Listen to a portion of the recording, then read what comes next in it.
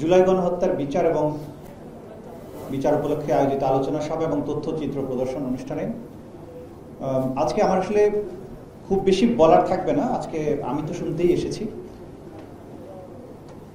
শহীদ পরিবারের সদস্যদের বক্তব্য আমি শুনছিলাম, তাদের বক্তব্য আগেও আরেকটা অনুষ্ঠানেও শুনেছি। সবসময় শুনি, আমার কাছে আসেন শহীদ পরিবারের সদস্যরা, শুনে বিচার কার্যে তাদের যে কথাগুলো আছে সেগুলোকে কিভাবে সম্পৃক্ত করা যায়, সেই কথাগুলোকে কিভাবে নেওয়া যায় সেটার জন্য আমরা কাজ করি, সবসময় চেষ্টা করি। এবং সার্বক্ষণিক যোগাযোগ শহীদ পরিবারের সদস্যদের সাথে আমাদের আছে। তা আমার কাজ যেহেতু বিচারের সাথে সম্পৃক্ত, আমি সেই বিষয়গুলোর ব্যাপারেই আপনাদেরকে কিছু তথ্য জানাবো। আপনারা অনেকেই বিচার কার্যের বাইরে যারা থাকেন, যারা বিচারের ব্যাপারে নন টেকনিক্যাল পার্সন, তারা অনেক বিষয়ই হয়তো বিচারের ব্যাপারে বুঝতে পারেন না। আবেগের জায়গা থেকে তারা অনেক কথাই বলেন, আমরা বুঝি যে এটা তাদের আবেগের কথা। যেমন বলা হয় 1 বছর হয়ে গেল, বিচার কেন হলো না, একটা রায় হলো না, করেন কি আপনারা? তো এটা বিষয় হচ্ছে যে একটা বিচার, এবং সেটা যদি গণহত্যার মতো, ক্রাইমস এগেনস্ট হিউম্যানিটির মতো মামলার বিচার হয়, সেইটার বিচার কখনোই এইভাবে দ্রুততার সাথে করা যাবে না যেন এটা একটা মোবাইল কোর্টের বিচার। এরকম বিচার কিন্তু এটা নয়। মোবাইল কোর্টের ক্ষেত্রে যেটা করা সম্ভব হয়, ইন্টারন্যাশনাল ক্রাইমস ট্রাইব্যুনাল যেটা আছে আমাদের, তাদের পক্ষে সেই ধরনের বিচার করা সম্ভব নয়। এটার একটা নির্দিষ্ট প্রসিডিওর আছে, সেই প্রসিডিওর আমাদেরকে ফলো করতে হয়। আমরা সেপ্টেম্বর মাসে দায়িত্ব নিয়েছি, নভেম্বর পর্যন্ত কোর্ট সবকিছু ঠিকঠাক হতে সময় লেগেছে। তারপরে মাত্র কয়েক মাসের ব্যবধানে, 6 মাসেরও কম সময়ের মধ্যে প্রথম তদন্ত রিপোর্টটা কিন্তু আন্তর্জাতিক অপরাধ ট্রাইব্যুনালের তদন্ত সংস্থা দিতে পেরেছেন। আপনাদের এটাও মাথায় রাখতে হবে যে তদন্ত সংস্থায় যে সমস্ত অফিসাররা কাজ করেন, তারা যদিও পুলিশ বাহিনী থেকে এসেছেন, তারা কিন্তু স্বৈরাচারের সাথে সম্পৃক্ত কেউ না। কারণ অধিকাংশই স্বৈর শাসনের আমলে তারা কিন্তু হয় বঞ্চিত ছিলেন, ওএসডি ছিলেন, নইলে বান্দরবনে ছিলেন। এই সমস্ত জায়গা থেকে যারা স্বৈর শাসনের সাথে কোনো অবস্থায় একমত ছিলেন না বা ওই অপশাসনের সাথে সম্পৃক্ত না, সেখান থেকেই বেছে বেছে আমাদেরকে তদন্ত কর্মকর্তা নিয়োগ করতে হয়েছে। এরপরে সমস্যা হচ্ছে যে তারা তদন্ত করেছেন সাধারণ আইনের মামলার তদন্ত। ইন্টারন্যাশনাল ক্রাইমস ট্রাইব্যুনাল অ্যাক্টের অধীনে যে মামলা, এখানে যে অপরাধ, এটা অপরাধের যে ধরন, অপরাধের যে উপাদান, বিচারের যে পদ্ধতি, সব কিছু কিন্তু সাধারণ আইনের থেকে আকাশ পাতাল পার্থক্য। যেমন ধরুন, আপনি যদি একটা মার্ডারের বিচার করেন, মার্ডারের বিচারের সময় দেখতে হয় তাকে মোটিভ কি ছিল খুন করার, কে খুন করেছে, কিভাবে খুন করেছে, গুলি করেছে না কোপ দিয়েছে, যদি 2 জনে কোপ দিয়ে থাকে কার কোপে মারা গিয়েছে, সেই কোপের আঘাত যেটা সেটা পোস্টমর্টমের সাথে সাপোর্ট করে কিনা যে এই আঘাতই তার মৃত্যু হয়েছে, দিস অ্যান্ড দ্যাট। কিন্তু ক্রাইমস এগেনস্ট হিউম্যানিটিতে মার্ডার যখন হয়, সেখানে এই সমস্ত কিছু প্রমাণ করতে হয় না। সেটা প্রমাণের পদ্ধতিটা সম্পূর্ণ ভিন্ন। এটা আইনের ব্যাখ্যা আমরা এখানে আলোচনা করব না। একজন মানুষ যদি একটা খুন করে, সেটার আপনি বের করলেন, কিন্তু যেখানে 1,500 মানুষ শহীদ হয়ে গেছে, সেখানে আপনি 1,500-এর মধ্যে আমার জানা মতে 4-5 জন বা 10 জন মানুষের, শহীদের চেয়ে বেশি মানুষের কোনো পোস্টমর্টেম হয়নি। ওই সময়ে পোস্টমর্টেম করার কোনো পরিবেশ ছিল না, সুযোগ ছিল না। পোস্টমর্টেম তো দূরের কথা, প্রথম বাধা দিয়েছে হসপিটালে নিতে, কারণ অ্যাম্বুলেন্সে হামলা করেছে, রিকশায় হামলা করেছে, যারা নিয়ে যাওয়ার চেষ্টা করেছে তাদেরকে গুলি করেছে। আচ্ছা, প্রথম ব্যারিয়ার যে আপনি হসপিটালেই যেতে পারেননি। যেগুলোকে নেওয়া গেছে, হসপিটালে যাওয়ার পরে পুলিশ বাধা দিয়েছে চিকিৎসা করতে, এবং আপনারাই বলেছেন যে আমরা ওদেরকে গুলি করেছে মারার জন্য, আপনারা চিকিৎসা দিচ্ছেন কেন? আপনারা শুনেছেন তার কথা। পঙ্গু হসপিটালে যখন আমরা প্রথম, আমি দায়িত্ব নেই তার পরপরই গিয়েছি, সেখানে ভর্তি রোগী এখনো যারা আছেন তারা বলেছেন যে প্রাইম মিনিস্টার নিজে এসে বলেছে এগুলো সারবানা, চিকিৎসাও দিবে না, যাতে অন্য কোথাও যেতে না পারে। এটার আবার ব্যাখ্যা দিয়েছিলাম, অনেকে আবার এটা ভুল ব্যাখ্যা করেছেন, নো রিলিজ নো ট্রিটমেন্ট। এটা আবার বলেছেন উনি পজিটিভ অর্থে বলেছেন, না, উনি পজিটিভ অর্থে বলেননি। উনি বলেছেন চিকিৎসাও দিবা না, উনি বলেছেন এখান থেকে বাইরে যেতে দিবা না, কারণ বাইরে গেলে তো চিকিৎসা পাবে। পা পচে গেছে, গ্যাংগ্রিন হয়ে যাচ্ছে, সেই রোগীকে কোনো চিকিৎসা দেয়নি। সে বলেছে আমারে মাফ করে দেন, আমি চলে যাই, বাইরে যাই, নাহলে বাড়িতে গিয়ে মরবো, এখানে মরতে চাই না। না, বলছে না, তোমাকে যেতে দেওয়া হবে না, আমাদের সেই অর্ডার আছে, যেতে দিতে পারবো না। এরপরে শহীদ হয়ে গেছে, লাশের যখনই শহীদ হবে তখনই পোস্টমর্টমের একটা প্রশ্ন আসে। কোনো পোস্টমর্টম না, সোজা বাড়ি নিয়ে যাওয়া। মৃত্যুর সার্টিফিকেটের মধ্যে লিখতে বাধ্য করেছে যে মৃত্যুর কারণ করোনা হয়েছে, মৃত্যুর কারণ হার্ট অ্যাটাক হয়েছে, গুলিতে মারা গেছে, মাথা খুলি উড়ে গেছে, বুক ছিদ্র হয়ে গেছে, মৃত্যুর কারণে লেখা হয়েছে যে করোনায় মারা গেছে, হার্ট অ্যাটাকে মারা গেছে, এগুলো করেছে। তারপরে আসেন বাসায় নিয়ে গেলেন, ও হসপিটালে লাশটা রইল কিছুক্ষণ, ফ্যামিলি মেম্বারদেরকে খবর দিয়ে আসার মতো সুযোগ তারা দেয়নি। বলেছে কেউ যদি নিয়ে যাও তো নিয়ে যাও, নাহলে আমরা এখনই অজ্ঞাত পরিচয় লাশ হিসেবে দাফন করে ফেলব। সেখানে শহীদের স্বজনেরা, তাদের সহকর্মীরা, তারা এসে চেষ্টা করেছে সেই লাশগুলো নিয়ে পরিবারবর্গের কাছে দেয়। অনেকের ক্ষেত্রে এটা সম্ভব হয়নি। এরপরে জানাজা করবে সেটা করতে দেয়নি, 5 জন 10 জন, এখনই দাফন করে দাও, রাত্রেবেলা দাফন করে দাও, বেশি লোক আসতে পারবে না। কবরস্থান, পারিবারিক কবরস্থানে দাফন করবে সেটা করতে দেয়নি। আসাবুল ইয়ামিনের ক্ষেত্রে এটা ঘটেছে। এই যে প্রক্রিয়ার মধ্যে দিয়ে তাহলে আপনি বিচার করবেন কিভাবে?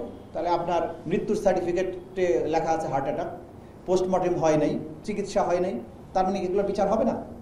ক্রাইমস এগেনস্ট হিউম্যানিটি বা গণহত্যার যখন বিচার হবে তখন এগুলো কোনো সাবজেক্ট ম্যাটার না, বরং আমরা এগুলো যখন প্রমাণ করব যে তাকে চিকিৎসা নিতে দেয়া হয় নাই, এটাই প্রমাণ করবে যে এখানে গণহত্যা কি পদ্ধতিতে, কি সিস্টেমে এটা হয়েছে। এই যে বিচারের প্রক্রিয়াটা, এগুলো শেষ করে তদন্ত রিপোর্ট দাখিল করতে হয়।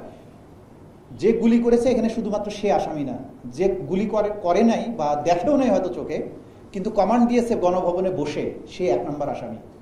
এইটাই হচ্ছে গণহত্যার বিচারের সাথে সাধারণ বিচারের পার্থক্য। তাহলে আমাদের প্রথম তদন্ত রিপোর্ট 6 মাসের কম সময় আমরা পেয়েছি। 4টা মামলার বিচার কার্যক্রম চলছে এই মুহূর্তে। আপনারা অনেকেই বলেন বিচার দৃশ্যমান দেখি না, বিচার দৃশ্যমান। 4টা মামলার ওপেন বিচার চলছে, আমরা লাইভ সম্প্রচার করেছি কিছু কিছু অংশ। আগামী 3 অগাস্ট প্রথম সাক্ষী হবে শেখ হাসিনার মামলায়, শেখ হাসিনার বিরুদ্ধে। এবং পরবর্তী খুব অল্প সময়ের মধ্যে আমরা আশা করছি যে আমরা এত সিলেক্টিভ ওয়েতে শেখ হাসিনার মামলা সাক্ষী দেওয়ার জন্য বাংলাদেশের মোটামুটি 18 কোটির মধ্যে 10 কোটি লোক সাক্ষী দেওয়ার জন্য রেডি আছে। 10 কোটি লোক তার সাক্ষী আমরা নেব না। আমরা সবচাইতে এই অপরাধ প্রমাণের জন্য যেসব সাক্ষীর দরকার তাদেরকেই সিলেক্ট করেছি, এবং সেখান থেকে যারা বেস্ট উইটনেস তাদেরকে দিয়েই আমরা মামলাটা প্রমাণ করব। এই মামলা প্রমাণ করতে গিয়ে বিচারের যেমন একটা দাবি আছে, প্রচন্ড দাবি আছে। আমরা শহীদদের এই ভিডিও আজকে দেখেছি, কি মনে হচ্ছে যে এদেরকে এক্ষুনি তো পারলে ফাঁসি দেওয়া উচিত। কিন্তু যখন আমরা বিচার করতে যাব আমাদেরকে কিন্তু আবেগটা কন্ট্রোল করতে হয়। কারণ আমাকে ইন্টারন্যাশনাল যে ইয়ার্ডস্টিক আছে বিচারের, গণহত্যার বিচারে, সেটা আবার মানতে হবে। তা না হলে আমাদের দেশের জনগণের বাইরেও বিশ্বব্যাপী একটা অডিয়েন্স আছে যারা আমাদেরকে স্ক্যানার দিয়ে প্রতি মিনিটে স্ক্যান করে যে আমাদের বিচারটা সঠিক রাস্তায় আছে কিনা। আন্তর্জাতিক সম্প্রদায় আছে, জাতিসংঘ আছে, ICC আছে, বিভিন্ন আন্তর্জাতিক মানবাধিকার সংগঠন আছে, বিভিন্ন রাষ্ট্র আছে, ইউরোপীয় ইউনিয়ন আছে, আমেরিকা আছে। তারা কিন্তু এই গ্লোবাল পার্সপেক্টিভে আপনি একটা রাষ্ট্রের অভ্যন্তরে গণহত্যার বিচার যখন করবেন সেটা আবার রাইট ট্র্যাকে চলছে কিনা সেটাও আমাদেরকে বিবেচনায় রাখতে হবে। তাড়াহুড়া করে একটা বিচার প্রক্রিয়া শেষ করলাম, পরবর্তী সময়ে এসে এমন কিছু প্রশ্ন তোলা হলো, পরে আপনি কিন্তু বলবেন যে তোমরা করেছো কি, এইভাবে তাড়াহুড়া করে কি বিচার করছে, এখন তো আমাদের বিচারের রায় তো থাকে না। দেখি আমাদের দুই দিকে ব্যালেন্স করতে হয়। আমাদের শহীদদের পরিবার, শহীদদের স্বজন, ভিকটিমদের আবেগকে যেমন অ্যাড্রেস করতে হয়, তাদের বিচারের যে দাবি, যে তৃষ্ণা, সেটা যেমন অ্যাড্রেস করতে হয়, একইভাবে আইন, আন্তর্জাতিক স্ট্যান্ডার্ড, আসামির অধিকার, এগুলোকে মেনটেন করে এটা করতে হয়। সেটা করতে যে যুক্তিসঙ্গত সময় দরকার সেটা আমরা নিয়েছি, সেটা আমরা নিচ্ছি। কিন্তু তার অর্থ এই নয় যে এই বিচার বছরের পর বছর সময় লাগবে, তা না। যেভাবে বিচার প্রক্রিয়া আগাচ্ছে, টপ কমান্ডারদের বিচার, একটা বড় অংশের বিচার আগামী ডিসেম্বরের মধ্যেই সমাপ্ত হবে বলে আমরা আপনাদেরকে আশ্বাস দিতে পারি। এরপরে যেটা বাকি থাকবে, 15 বছর ধরে চলা যে গুম এবং এক্সট্রা জুডিশিয়াল কিলিং, এটা এত বিস্তৃত পরিসরে করা হয়েছে, এটার পেছনের যে কমান্ড স্ট্রাকচার, এটার যে প্যাটার্ন। কারণ একটা মানুষকে রাস্তার থেকে গুম করে ফেলা হয়েছে, তাকে নিয়ে কোথায় নিয়ে গেছে কেউ জানে না। 8 বছর, 10 বছর, 15 বছর, আজকে 16 বছর, আপনারা কিন্তু জানেন না যারা গুমের শিকার হয়েছে, তারা ফিরে আসেনি, তারা কোথায় আছে, তারা জীবিত না মৃত, মৃত হয়ে থাকলে কবে মারা গেছে, কোথায় কবর হয়েছে, কোনো কিছু কিন্তু আমরা জানি না। এই যে গোপন বন্দিশালায় আটক, গোপন বন্দিশালার থেকে মানুষকে ধরে নিয়ে গিয়ে হত্যা করে লাশ কখনো নদীতে, কখনো সাগরে, কখনো জঙ্গলে এই যে ফেলে দেয়া, এই বিচার করার যে দায়িত্ব জাতির কাঁধে আছে। কারণ যে আতঙ্কের পরিবেশ তৈরি করা হয়েছিল, রাস্তা দিয়ে হাঁটতে আপনি আমি সবাই আতঙ্কিত ছিলাম, কখন পেছন থেকে এসে সাদা পোশাকধারী মানুষ কখন মাইক্রোবাসে তুলে আপনাকে নিয়ে যায়। এই বিচার যদি আপনি না করতে পারেন, এই রাষ্ট্র যদি করতে না পারে, তাহলে মাথায় রাখতে হবে আগামী যে সরকারই আসুক আবার একই ভয়ের সংস্কৃতি কিন্তু ফিরে আসার আশঙ্কা আছে। সুতরাং সেই বিচার আমাদের করতে হবে সঠিক তদন্তের মাধ্যমে। এবং যারা এটাকে কালচারে পরিণত করেছিল, যারা গুম এবং গুম করার পরে তাদেরকে মেরে তাদের লাশ গুম ডিসপোজাল করে দেওয়ার যে কালচারে পরিণত করেছিল, সেটা আমাদেরকে বন্ধ করতে হবে যে কোনো মূল্যে। আমরা আমাদের সন্তানদের ভবিষ্যতে আবার কখনো গুম হয়ে যাওয়া, বুড়িগঙ্গায় তার লাশ গুলি করে সিমেন্টের বস্তার সাথে বেঁধে ডুবিয়ে দেওয়াটা এই জাতি আর অ্যাফোর্ড করতে পারবে না। আমরা এটা হতে দিতে পারি না। সুতরাং এই বিচার আমাদেরকে করে যেতে হবে। কিন্তু এই বিচারের জন্য কিন্তু গণহত্যার বিচারের চেয়ে একটু বেশি সময় লাগবে, কারণ এটার তদন্তের প্রক্রিয়াটা জটিল, এটার এভিডেন্স কালেকশনটা জটিল, এবং এইটাকে স্ট্যাবলিশ করার জন্য আন্তর্জাতিক যে স্ট্যান্ডার্ড আছে সেটা ফলো করে করাটা খানিকটা কষ্টসাধ্য, খানিকটা না, খুবই কষ্টসাধ্য। কিন্তু আমরা কনফিডেন্ট, আমরা রাইট ট্র্যাকে আছি। আমরা পুরো এই স্ট্রাকচারকে আবিষ্কার করেছি, কারা এর সাথে ছিল সেটা জেনেছি, কারা মূল হোতা ছিল, কে স্বপ্নদ্রষ্টা ছিল, কে এক্সিকিউশনে ছিল, সবই আমরা পেয়েছি। এক এক করে সেগুলোর বিচার আমরা করে যাব। কিন্তু যতটুকু সময় দরকার, পরবর্তীতে যারাই সরকারে আসবেন নির্বাচিত হয়ে, তাদের প্রতি আপনাদের একটা অঙ্গীকার তাদের কাছ থেকে নেওয়া উচিত হবে যে এই বিচার কোনো অবস্থায় যেন বন্ধ না হয় যতক্ষণ পর্যন্ত এটা শেষ না হবে। এটা খুবই ইম্পর্টেন্ট এই জাতির জন্য।